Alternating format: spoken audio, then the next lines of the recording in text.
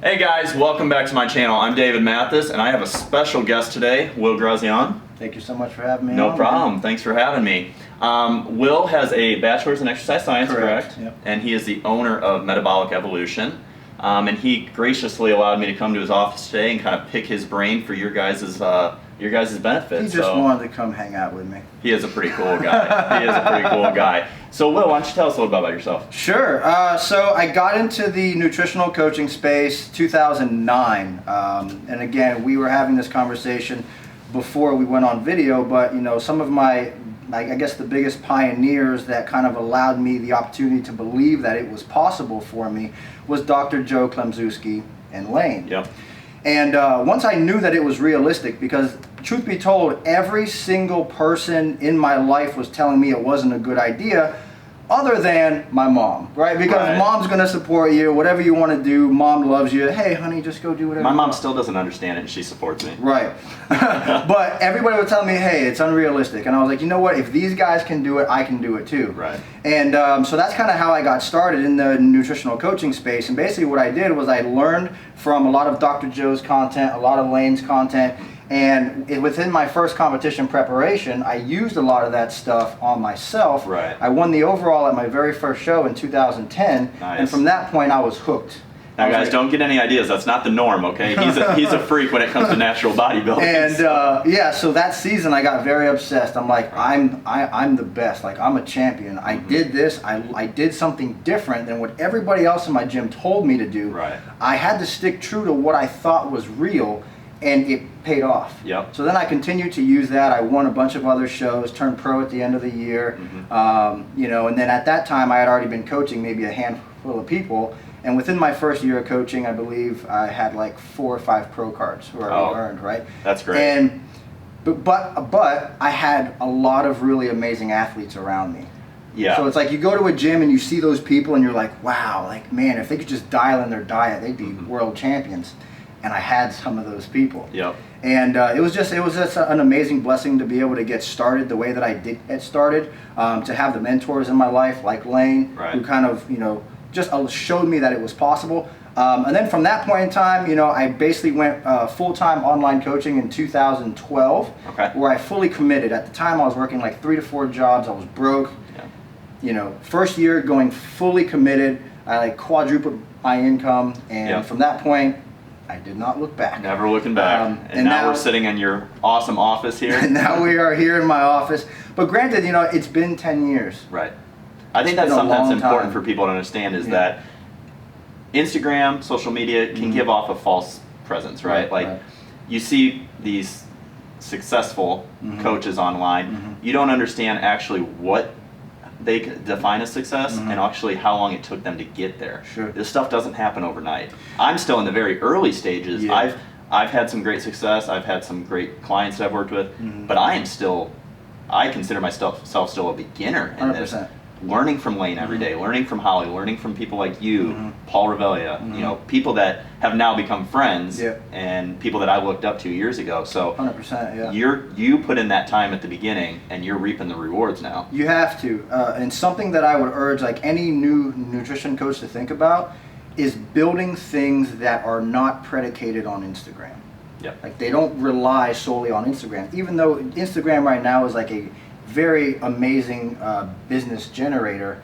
If Instagram disappeared tomorrow, where would your company be? Right. And if you have a crap ton of testimonials, a great website, a lot of blogs, a lot of videos, and people can find you in other ways, you're probably going to be good. Diversifying yourself. You have to be all over the place. And a lot of people say, how do you make, because I'm like, right now I do have a team of coaches, but everything that happens within the office, I'm kind of like a one-man show here. Right. So it's like, how do you write the blogs? How are you working on books? How are you doing all these videos? How do you do all the posts? And how do you work with so many clients?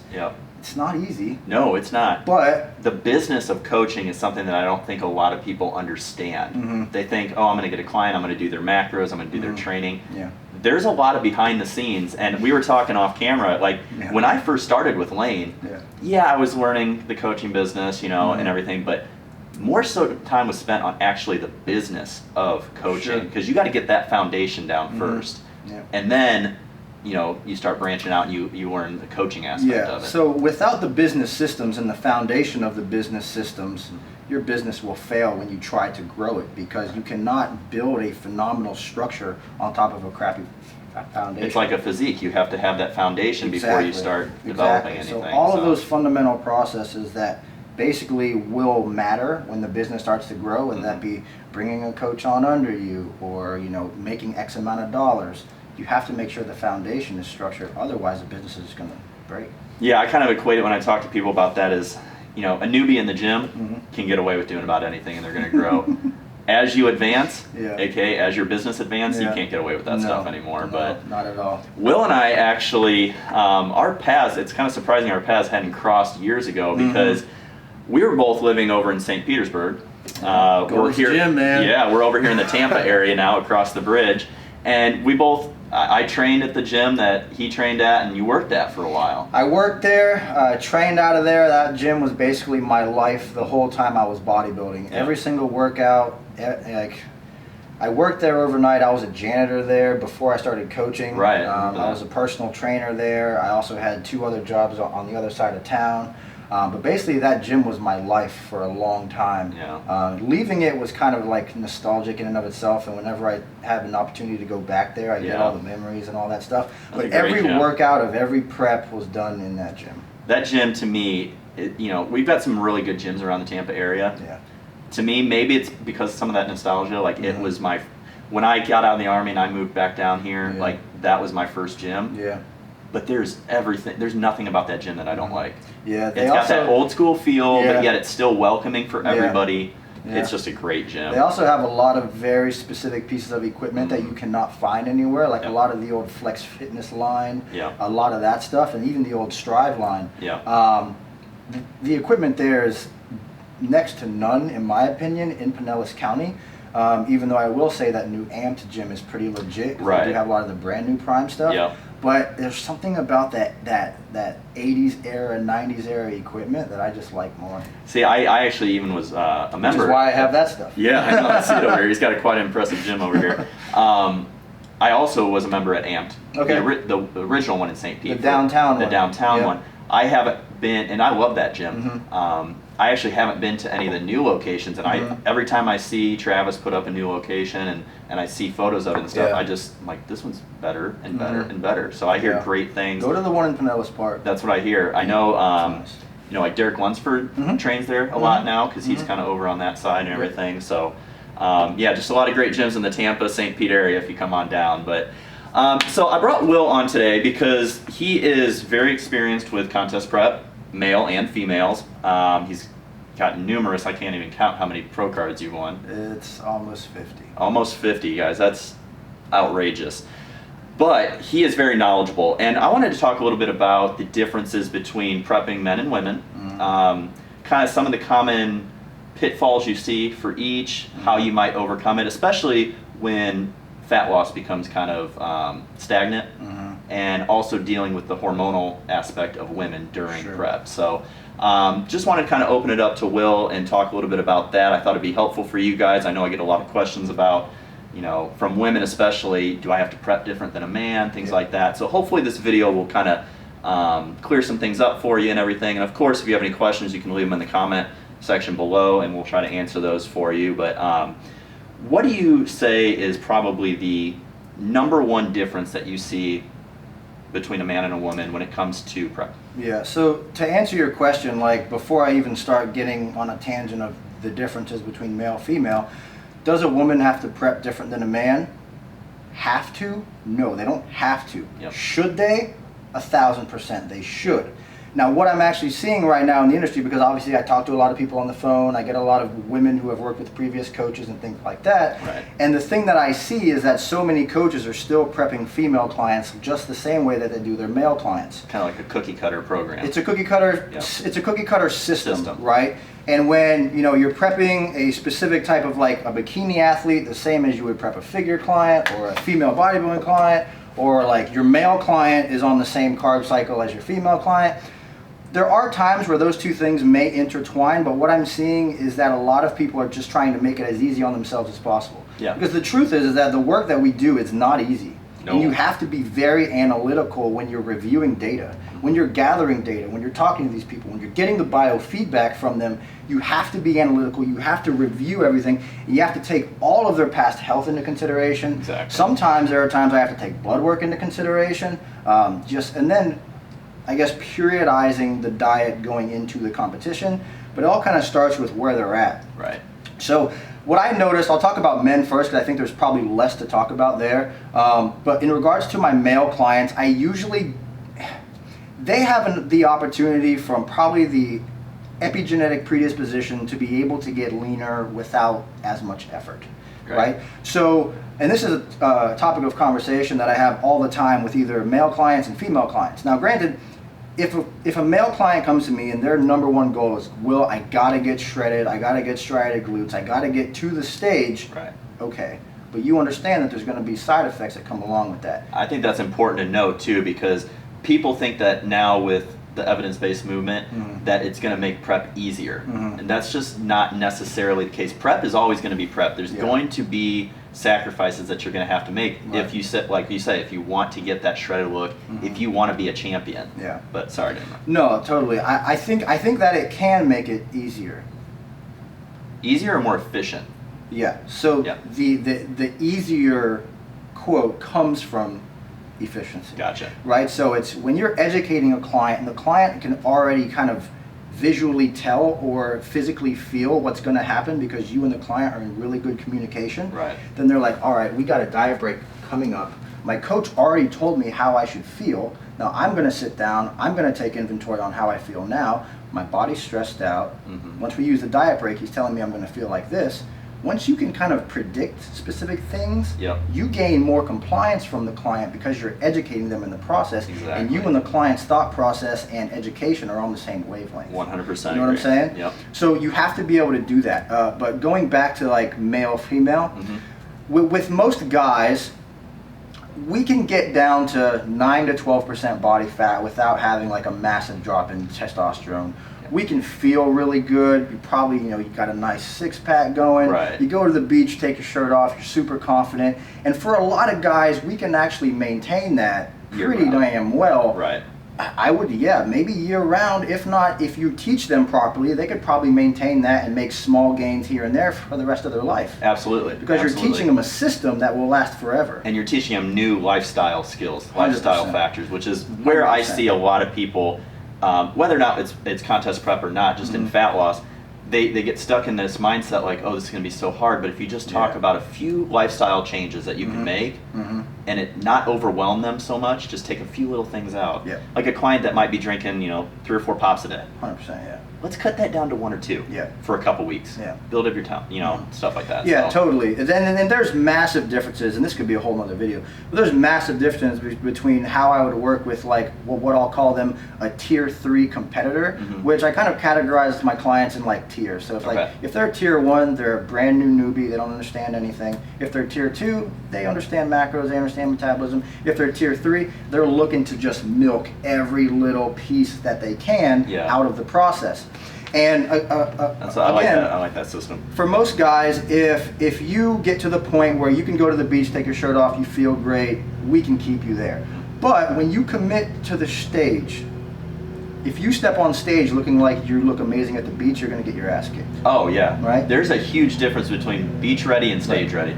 So the thing that I have to get across to them is that, look, when we get you down and you start to get some lines in your glutes, and we have to get aggressive regardless of how much cardio we have to do, how low your carbs have to get, whatever your macronutrient ratios are, we're going to have to dig to the point where you're going to completely feel like crap. Yeah. And it's because of the fact that once you get under that like sub 8-9%, your natural testosterone starts to tank. Absolutely. Now there have been, blood work readings done on natural competitors. Now granted, again, I think that it is genetic.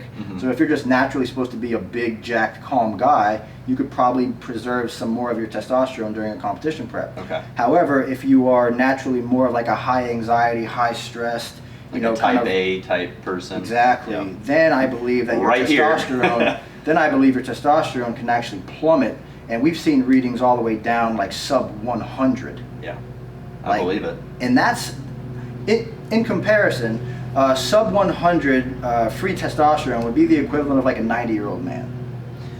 Okay, yeah, that puts it in perspective, doesn't it? Yeah. If you even live to 90. Right. Right? So, I mean, you're, from a testosterone and a sex drive perspective, you might as well just be dead.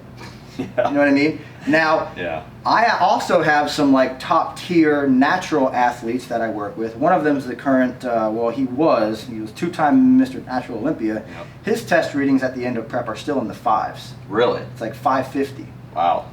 Yeah, that's incredible. Off season, it goes up to like 800 or 900. Yeah, like 300 to 900 is about what they... 220 to 1,000. 220 to 1,000, That's the clinical recommended range for you to be quote-unquote healthy. Right. But something that you have to understand is that that range is 800 difference. Yeah, and not everyone that's going to have, say, let's say a 400 reading is going to feel the same. I think it's important to take note that, you know, how you feel individually has to play a factor. Someone at 450 might feel like absolute dog crap, right? Yeah. Whereas someone else might feel like they're invincible. So that has to take into play the individuality. That's why he talked about blood work earlier. When I get an inquiry form in, if I see anything that's glaring, I highly, highly recommend blood work, right? Yeah. Because you have to know what's going on in your body to start with. Yep. If you're on semi-low calories and you're not losing weight, then we need to look at your blood and make sure, first of all, that that's taken care of. Everything, your thyroid's fine, you know, your testosterone, estrogen levels, all that is taken care of. Because we can kind of fool ourselves, right? Blood work we can't fool our blood work. 100%. So with that being said, I typically find a correlation though. So the primary question that I ask a lot of our new clients at Metabolic Evolution is, if we had to, if I had to ask you this question, how long have you spent either purposely or unpurposely dieting on low calories over the last 5 years? Yeah. Now a lot of them are like, well, I still don't really understand the question. And I say, okay, well, how much of that time over the last 5 years have you spent intentionally overfeeding and resistance training with the intention to gain muscle? Absolutely zero. Yep. The correlation between that and blood work, I typically always say, okay, we need to get blood work. I have to at least see where you're at. Right. You know what I mean? Now, from that point, then we're talking about metabolic recovery and all of those types of things. But for male clients, again, super low testosterone is the norm. However, you can typically gain that back if you're a healthy guy with the introduction of, a relatively moderate fat diet post-competition. You can gain that back as long as your calories are strategically kind of climbing back up. You will regain a lot of that metabolic and hormonal health once your body fat levels start to get back up to like the 7, 8s, 9s, 10s, 11s, and 12s. Right. What would your perspective be, just from your own history working with clients, about how long it would take a male client to get back up to where they were prior? Totally depends on how you prep them. Yep. I say the same thing for girls. Okay. It depends on how you do it. And that's something that we could potentially dig into as well. Yeah. But it really does depend on how you prep them. So if I took a male client, and I have a male client right now, actually 2 of them. I have 2 male clients right now who prepped with previous coaches. They never had refeeds, never had diet breaks, never had any form of higher carbohydrate days, and they're still dealing with hormonal issues. So that their estrogen is skyrocketed, cortisol's through the roof, and testosterone is basically done. Just gone, yeah. So we're actually recovering them, and some of these guys, their show was over a year ago. Oh yeah. Right? And they gained 30, 40 pounds back, but they're so estrogen dominant that they're just gaining back fat. I kind of like to call it the prep after the show. Like you have to prep yourself to get back up to those levels, because you guys, we all know, if you're a competitor out there, you know that you're making the sacrifice for this amount of time. You should, if you have a good coach and you're honest with yourself, you should understand that this is a phase. Yeah. The point of this phase is to get in and get the hell out. It's not to stay there. And I get people all the time that are like, I don't want to compete, but I want to get down to like sub 10%. I'm like, why? Like, do you understand I get the same that like physiologically how you're going to feel? And they're like, no, I just want abs. I'm like, I know people with 14% body fat that have good abs. Body fat is not a good way to gauge how it is. But it's not, man. It's not. And something that I always tell people is, it's you can't diet forever. No. Even though just about all the inquiries we get is from females, they've dieted forever. I had someone the other day inquire, and she's having trouble losing weight. She said, I think it was like 28 or 29% body fat.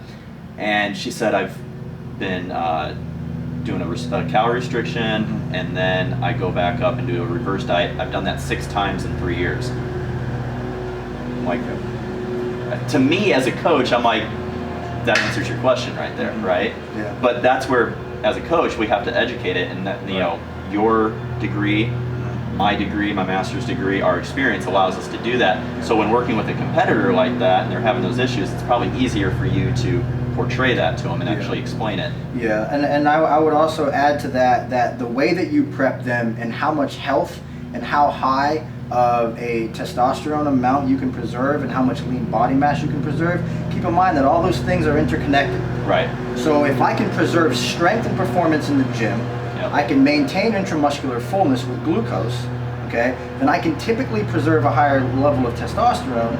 But if my training goes to shit, which typically happens if there's no refeed days, there's no diet breaks, there's no recovery phases, because cortisol's through the freaking roof, and then you're actually in a position where you're losing muscle. When you start to lose muscle, guess what? You're going to have to get more aggressive in the prep. Right. It's going to be harder for you to recover after. But I would say in most cases, 3 to 6 months for most guys, it's kind of realistic, but it does depend on how lean you have to get. So if it's a pro-level natural bodybuilder, probably looking at least 6 months. Okay. If you're looking at you know, a men's physique guy, you can probably be back to normal in 3 months. And I would even argue that some of them don't even lose a lot of their testosterone because they're naturally lean guys anyway. True. And I would even say the same thing for females. So if you want to transition from talking about males to females, and this would be a good kind of segue into that. But with males, I will typically utilize maybe like 48-hour refeeds. Okay. I'll strategically plan a diet break in the middle of the prep because I played football my entire life. Okay. Without a halftime, dude, if you got to the fourth quarter, you'd be a zombie. That's a great way to look at it. I was a basketball player, so same thing, halftime, but no, that's a really great way to look at it. So the first time I included a diet break with a client was 2014. Okay. 6 years ago. Yeah. Right, and now it's like the topic of conversation. We did studies at USF on diet breaks. Whereas, you know, back then it was just kind of like this idea. Right. It was like, I just had this idea and I tried to tell everybody about it, but nobody wanted to listen. And I was like, okay guys, well I'm gonna use it. And I used it, and granted I didn't even know what it was back then, so I kind of had to manipulate it and form it into what I thought would be the most advantageous. Is it pretty close to how we structured? Yeah. Okay. But so essentially I will do, you know, if the prep is 18 weeks, you know, I'll do like, let's just say 8 or so weeks of pretty aggressive cutting, and then we'll diet break for about 2 weeks, and then we'll finish the prep. You know, so it essentially allows them like a halftime, just like an athlete would have halftime in a football game. You're basically putting them at 8 weeks out. They look freaking amazing. They can fill back out. They can regain, regain some of that energy that they lost from being in a massive deficit for so long. And the mental aspect. Mentally, it's huge because you start to feel yourself come back to life. You get re-energized to keep going. 100%. Right? Now, a lot of that has also to do with your metabolism and the specific macronutrients that you choose to feed in. So as an example, we know that obviously glycogen fuels leptin. Leptin sends a signal to your pituitary gland. Pituitary gland upregulates your thyroid and the conversion of T4 to T3. So if we can upregulate your thyroid, we can improve thermodynamics. Right. Basically, we're putting them in the ideal scenario to be able to burn more fat for the second half of the prep. Right. Whereas if we don't do that, we're just emptying an empty tank. It's creating that environment for success. You know, we talk about it a lot with, you know, putting yourself in a gym, that's a good environment. Putting yourself in a business, that's a good environment. Surrounding yourself with people. It's the same thing from a physique standpoint. You have to get that internal environment right, or else nothing externally is going to follow. 100%, man. 100%. Yeah, so if you want to segue into females. Yeah, I think this is a good place. Because there's so much to talk about in regards to girls. We love you women, but there's a lot to talk about. Yeah, so just like with men, right, there will be genetic outliers that they can get lean pretty easily. They can walk around looking muscular, jacked year round. Right. But there's also other guys who, from a genetics perspective, whether that be they just chose the wrong parents or whatever it is, you know, for them, it's actually really challenging for them to get to even 15% body fat. Yep. Now, there are other hormonal issues and probably, you know, insulin resistance issues that maybe, you know, you could talk about. I think that'd be a good video, another video for insulin resistance. But, you know, there are two different types of people. Now, on the female side, this is something that I'm becoming more passionate about because I'm working a lot more now with more general population clients. And granted, I did work with females specifically for a very long period of time, and I would even still say my female demographic of client right now is about 65% female, and the other side male. But with females, there are a lot of females who want to prep. Yeah. They should not prep. They should not. Do you find that your compliance with your female clients is a lot better than your male? I just think so in some cases I think it comes down to an authority issue. Okay. Right? So like men don't like most to be men, told what because to do. they feel alpha, they don't want to listen to other men because, you know, they are the alpha, right? Especially like these jack bodybuilders. Yeah. But at the same time, again, it comes down to what drives compliance. Education drives compliance. True. So if I can educate the client and get them to understand, like, hey, I've got these things that I've learned and you're not aware of, then they're gonna be quiet and they're gonna listen. That's a really good point you bring up. I like that. You know, so it does have more to do with that. So education will always drive compliance, regardless of if I'm working. So if me and one of the individuals that I assist with their prep, right, Rob Terry, if we stand next to each other, you'd be like, hold on a second, like you navigate his. It looks the other way. Yeah, if you don't know Rob, go look him up. He's a freak of nature. It looks like it would be the other way. But, you know, again, it's like if I'm aware of these specific things and I've done it before and I've kind of proven myself through whatever the content or my clients and all that stuff, then yeah, they're going to listen. But, you know, you do have to kind of overcome the ego with a lot of these guys because they're coming in thinking that they already know everything, they've gotten jacked before and all that stuff. Right. So that's that. But in regards to, you know, females and things like that, there's so many more things to consider because of the fact that females just are not supposed to be as lean as men. Right. But we're forcing them into adaptation through the caloric deficits, through the high amounts of cardio, HIIT cardio, list cardio, any kind of training. All of those things are stressors on the system. All of those things massively manipulate the levels of cortisol that females have. Now, the thing to keep in mind is that when cortisol levels are chronically elevated, it negatively impacts progesterone. Because as progesterone starts to come down, progesterone actually has to fuel this massive pumping of chronic cortisol. Right. So progesterone is actually responsible for the female menstruation cycle. And then on top of that, the energy availability required that the female needs to elevate luteinizing hormone and follicle stimulating hormone, those things are downregulated because of the caloric deficit. Right. So the hormonal cascade that's created there, downregulating everything, it's a very bad position for a lot of females to be in. It is. And this is why I tell a lot of girls, like if they're coming to me, you know, and they're like 25% body fat and their metabolisms just aren't that great, you know, typically the first thing I say is, look, can I get you to the stage? I know I can. Yeah. Is it going to be the best thing for you long term? No. So then I have to get them to understand that, hey, like if we can add 5 or more pounds of lean body mass over the next year, then we're probably going to be in a better position to potentially take the stage. But a lot of the girls that are inquiring about my services, probably your services, who you look at their pictures and you're like, I feel like if I diet you, it's going to have to be broken up in blocks. Right. Nutritional periodization. Right? So if I diet you for 12 weeks and we get 20 pounds off, which would be a phenomenal thing, right? Like that would be amazing. We get you down, you know, 15, 20 pounds, physique looks completely different. Then we can rebuild and recover your metabolism from the I guess the adaptations that have already occurred. Right. From that point in time, then we can then focus on, let's just preserve this and hang out here for a while. Yeah. And then we do that again. And over the course of a year or longer, you can take them from being that higher body fat, you know, kind of not so good body composition female physique client to actually being somebody who has more lean body mass, has a better operating metabolism because they do have more lean body mass. And then a year later, seeing them get on stage is much more realistic because we don't have to, you know, we don't have to pull through like 30 to 40 pounds of body fat. Absolutely. I like to explain to people, and I think that's really important that you say that sort of stuff to your clients and make sure they understand. Pick it back. Yeah, pick the click back up. Okay.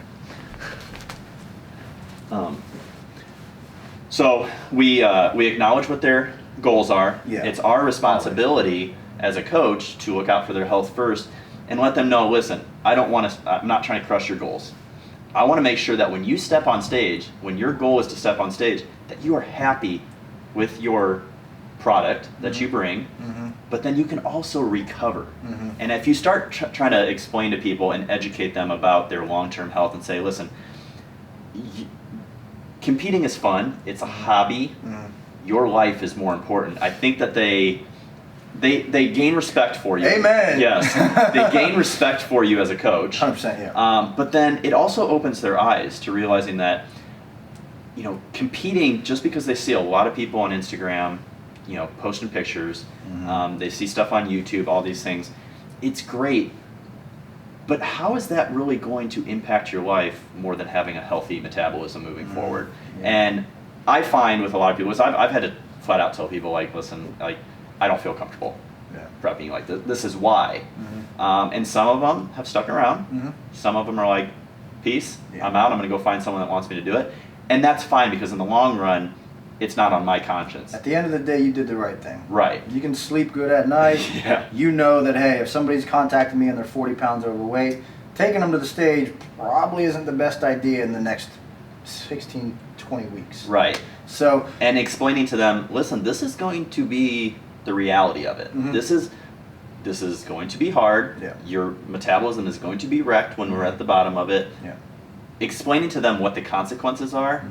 And then everybody's got to make their own decision at that point, right? But you as a coach, I see a lot of people that are just like, oh, prep client, come on, like not even caring about it. And those are the people that we talked about off camera where they're not educated, they're dangerous to the industry, to people in general. And I think people like, yourself, myself, Lane, James, Sarah, other coaches that we know that are educated moving forward, that have bachelor's, have master's degrees and higher, are going to start kind of driving those people out of the industry a little bit. There's always going to be that crop that, you look good on stage, so you're going to get clients. That's the reality of the industry that we live in. But I think as we move into the next 5 to 10 years and more people are interested in going back and actually learning the science behind it, I think that's going to be better for all of you, future competitors, in the long run, not only to look better on stage, but to be healthier coming out of it. 100%, yeah. A couple things that you said that I want to reiterate on, because a lot of it is so important. As a coach, you will gain respect when you stand your ground. Something that I see happen all the time with new coaches is that they let specific clients who are very type A, this is what I want. Right. They let the client dictate the direction of their path. Oh, that's so true. Right? Yeah. So just because they're not firm in their understanding as a coach, they're not willing to sit here and say, no, I'm right, I have experience, you're wrong, the things that you've done in your life have led you to this point. Right. I'm here to change all of that. You came to me for coaching because you couldn't do this on your own. Right.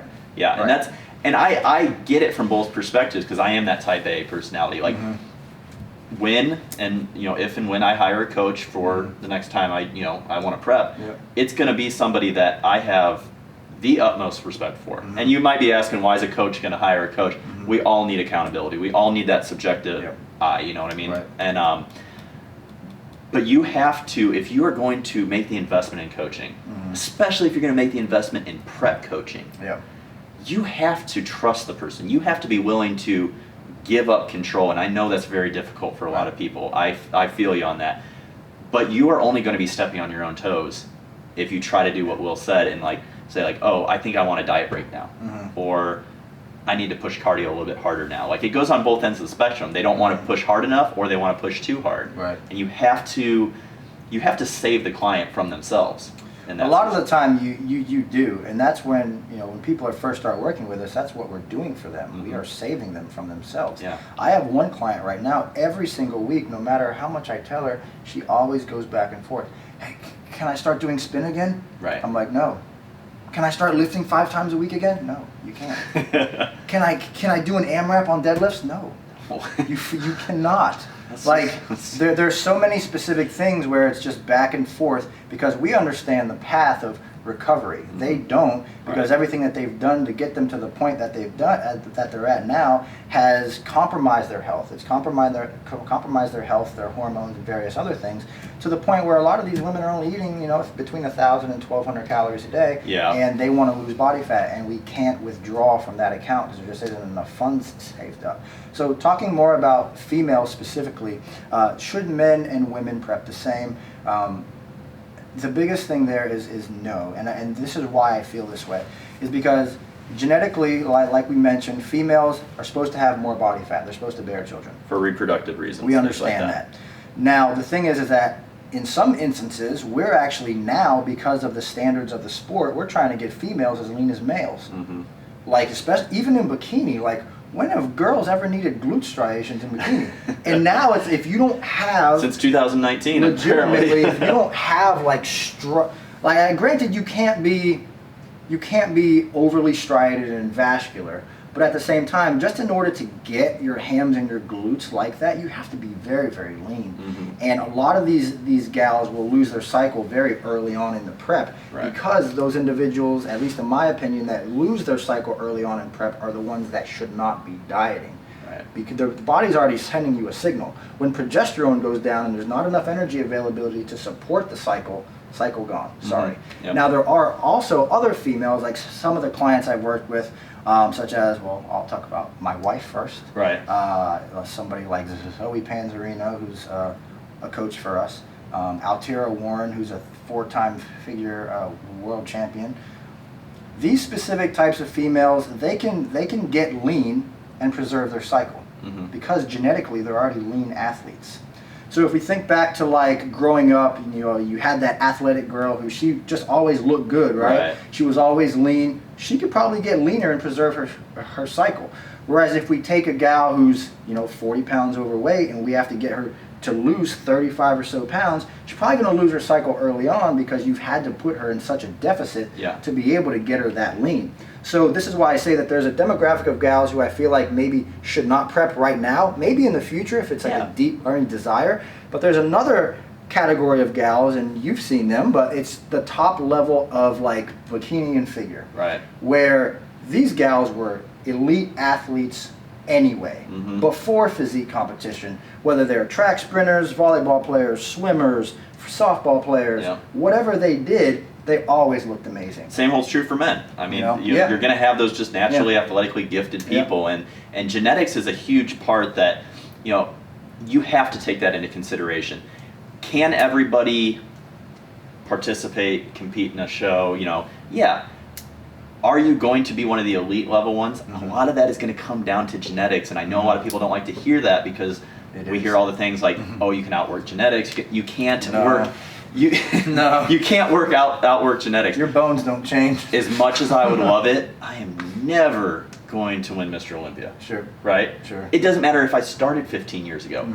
I don't have the bone structure. But that does not mean that you can't still enjoy it. You can't still learn stuff from the process. You can't still compete. But you have to take genetics into play. And he said something really, really important, especially taking someone who is maybe 40 pounds overweight. Sure. If you have to do drastic things to get yourself on stage, you probably genetically aren't really, I don't want to say made for it, because anybody can do it, right? But you're probably not going to be at that elite level. Well, it's a comparison syndrome now, right? Because of Instagram and things like this, where a lot of these gals who are in that position, they're looking at these elite IFBB pros, and these girls that are competing in bikini, they got veins everywhere, and they're, granted, from a physique enhancement perspective, we're like nerding out. We're like, these girls are jacked. Human anatomy right there. Exactly. But, at the same time, you definitely do have to make sure that you're in the right hands, to make sure that the coach you're working with isn't just like dive bombing your diet because they know they need to get the weight off you. Right. But you're actually working with a coach that will periodize how you're going to get there and explain it to you in a fashion that actually makes sense to both you and the client.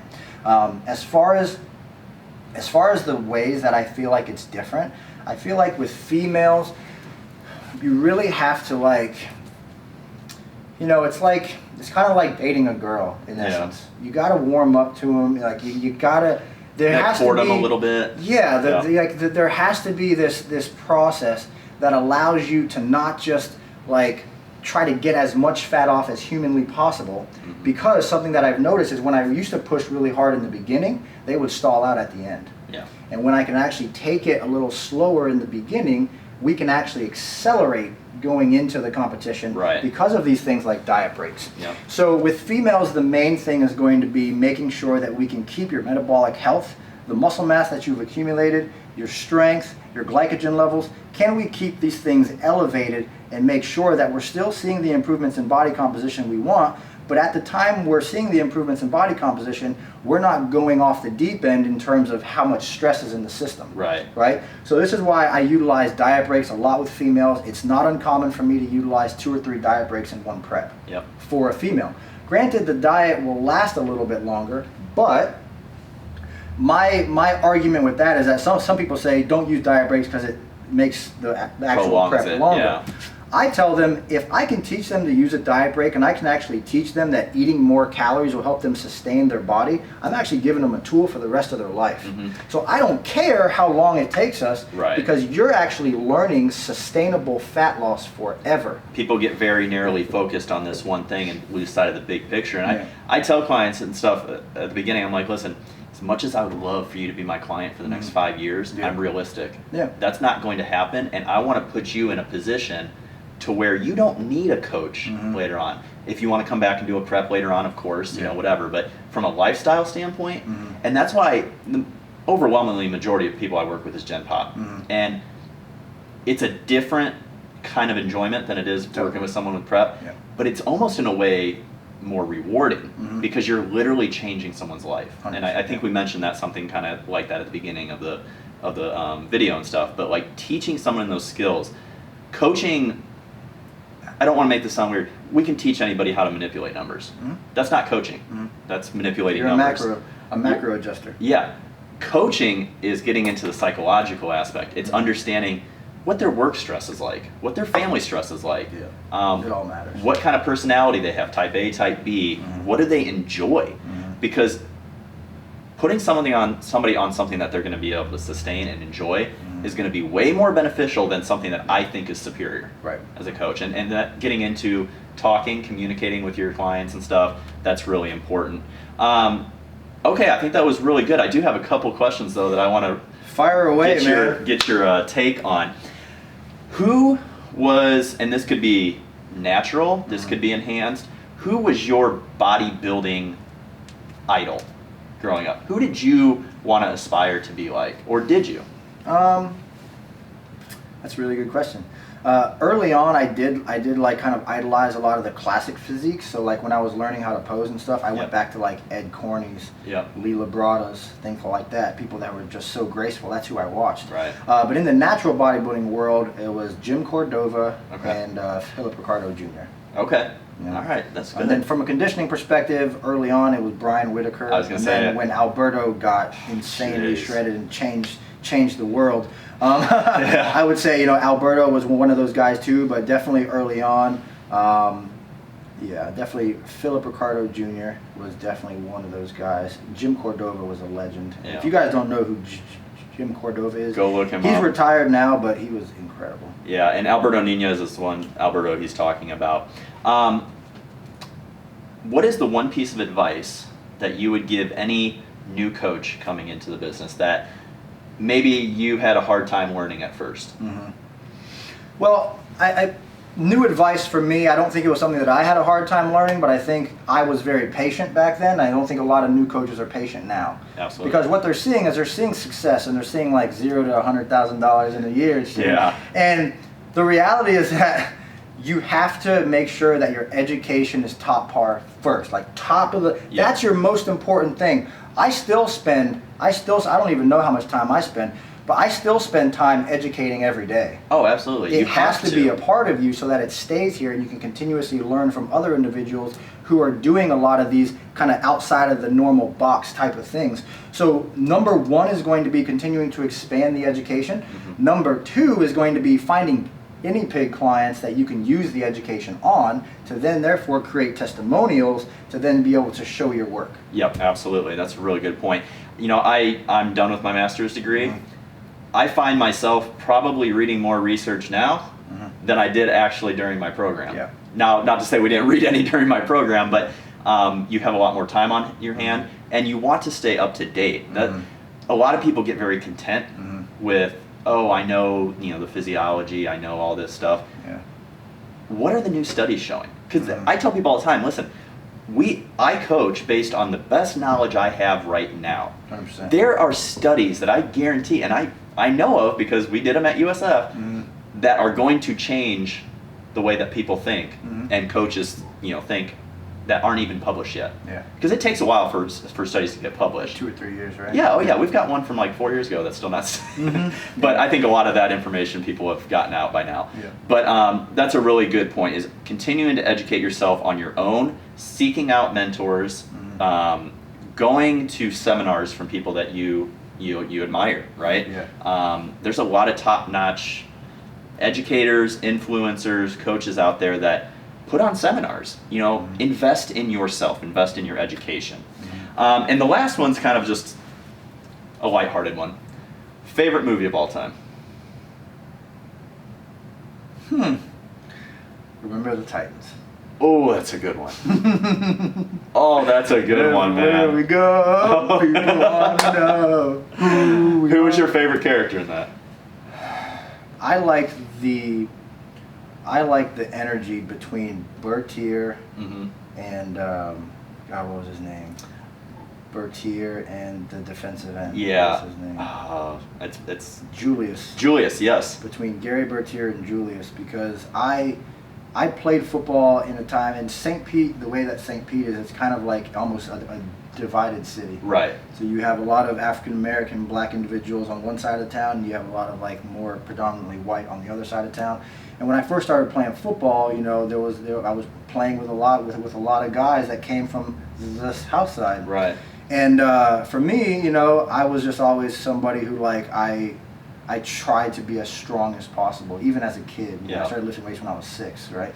So I always wanted to be strong, and they had the speed, right? And I was like, man, if I could just be as fast as them. And like what ended up happening was that they respected me because of how strong I was. I respected them because of how fast they were. Right. So then we actually started to hang out, and I built really good relationships with them. Form that bond. And that is in essence how I kind of learned to believe in myself in football, was just because of the relationships that I built and what I was told as a young kid. And then obviously coming up playing ball all through freaking pee-wees and high school and college, a lot of those relationships, I think back and like those relationships are what allowed me to have the confidence that I have. Absolutely. And had it not been for that camaraderie, I don't know if I would have been able to get to that level, because I had to play against such amazing athletes that it made me just level up. Yeah. So that's what I look for, like, in a training partner as well.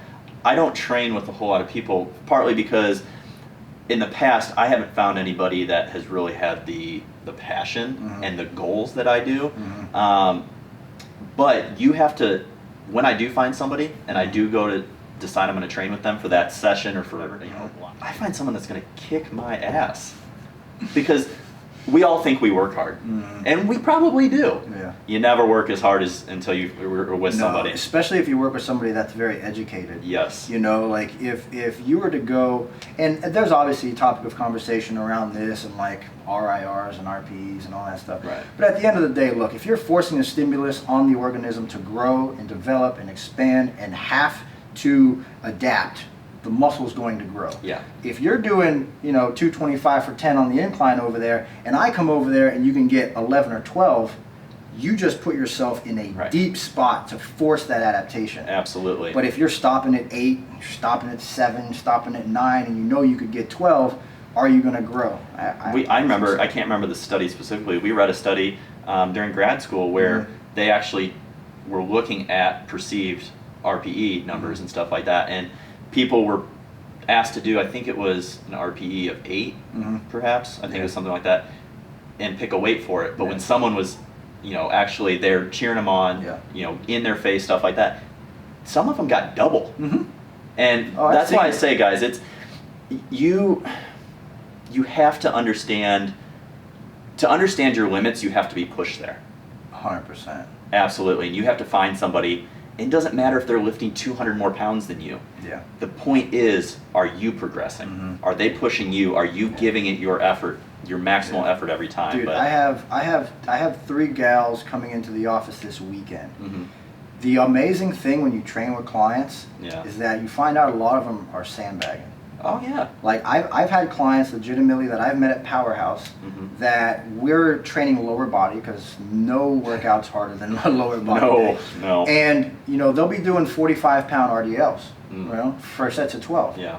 By the time we leave the gym, they're holding 60s and 65s and hitting 20 with great form. That's the big thing, I think, is that most people don't understand form. Yeah. Function follows form, right? Like, if you just learn how to properly execute the movement, you're a lot stronger than you think, right? And you're going to get a lot your activation if hypertrophy is your goal or if strength is your goal. Just being in control.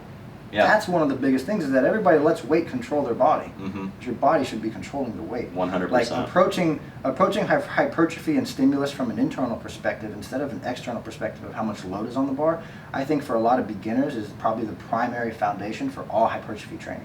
Because if we can internally focus on, all right, I'm doing a leg extension, how much contraction and how much stress am I putting on that specific muscle? How good is the mind-muscle connection to that muscle, instead of saying, all right, I got 100 pounds, and then you stop and you're like, all right. But you never actually took the muscle to a fully contracted position or a fully stretched position. You actually just chose to stay where you're strongest. What I like to tell people, especially if they're new or they're having trouble developing an area, is put your hand on the muscle that you want to contract. Palpitate on it. Yeah. Absolutely. Yeah. Close your eyes. Yeah. Tap it and then hold it there and feel it. Yeah. Just these little tricks, man. I mean, your body does not know what 225 pounds is. Yeah. Your body knows the tension and the effort that you're, you're wanting it to muscle produce. From bone to bone. So, if hypertrophy is your goal, even if his strength is your goal, don't ego lift, right? Learn how to first, like Will said, understand how to fully contract the muscle. Right. The movement pattern. Your body will progress if you keep giving it the stimulus. Right. So, man, I want to thank you so much. I really appreciate it. This was great. I mean, guys, you want Will back on the channel? I think we've got plenty of other topics that we can talk about. But why don't you go ahead and tell everybody where they can find you? Anytime. Yeah, man. So if anybody's interested, go ahead and reach out to me. Send me any questions you have at william@metabolicevolution.com. You can find me on Instagram, William_Grazione. You can find me on Facebook, William Grazione. The website is metabolicevolution.com, and that's where you can find me. I'm also on Twitter. So. Oh, all right. See, that's one thing. I have a Twitter account. I just don't get active. Well, I don't know if you saw my Instagram, but I use Twitter. You do. Yeah, that's right. Because I do the whole "Hey Coach" thing. Yeah. I get a lot of "Hey Coach" questions. That's getting really popular, but I'm going to put all his links to everything in the description box below. But thank you guys for tuning in. I appreciate it. Don't forget to like, subscribe, and share. And if there's any topic ideas that I haven't covered on my channel yet that you'd like me to, go ahead and shoot me a message. And you can find all my social media stuff in the description box below. Thank you guys for tuning in.